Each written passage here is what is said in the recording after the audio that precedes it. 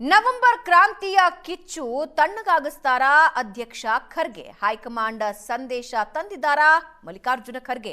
ಅಧಿಕಾರ ಹಂಚಿಕೆ ಗುದ್ದಾಟದ ಬಗ್ಗೆ ಖರ್ಗೆ ಏನ್ ಹೇಳ್ತಾರೆ?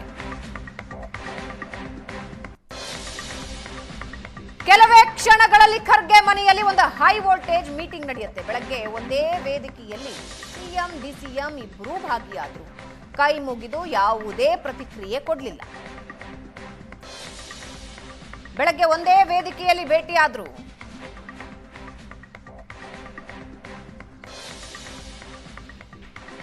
ನವೆಂಬರ್ ಕ್ರಾಂತಿಯ ಕಿಚ್ಚನ್ನ ಖರ್ಗೆ ಅವರು ಕಡಿಮೆ ಮಾಡ್ತಾರಾ?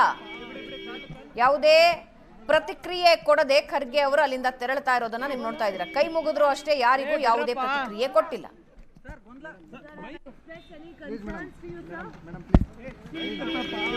ಮೂರೂ ಜನ ನಾಯಕರು ಮಾಧ್ಯಮಗಳಿಗೆ ಯಾವುದೇ ಪ್ರತಿಕ್ರಿಯೆ ಕೊಟ್ಟಿಲ್ಲ.